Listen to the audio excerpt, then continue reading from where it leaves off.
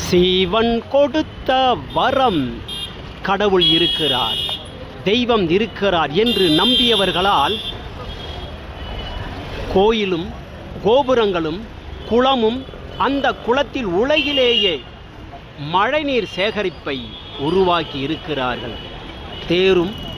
தேர் திருவிழாக்களும் உருவாக்கி மக்களை ஒன்றிணைத்து இருக்கிறார்கள்.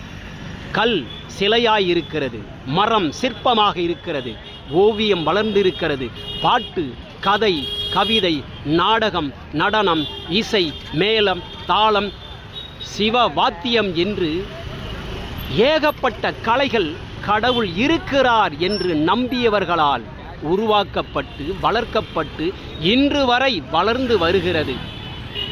மனச்சாட்சியோடு தெய்வத்தை நம்பி பாவம் செய்ய பயந்தார்கள், அன்னதானம் வழங்கினார்கள். கடவுள் இருக்கிறார், தெய்வம் இருக்கிறது என்று நம்பியவர்களால் ஆயிரக்கணக்கான சான்றுகள் உயர்ந்து நின்று கொண்டு இந்த சமூகத்தை சாட்சியாக இருக்கிறது.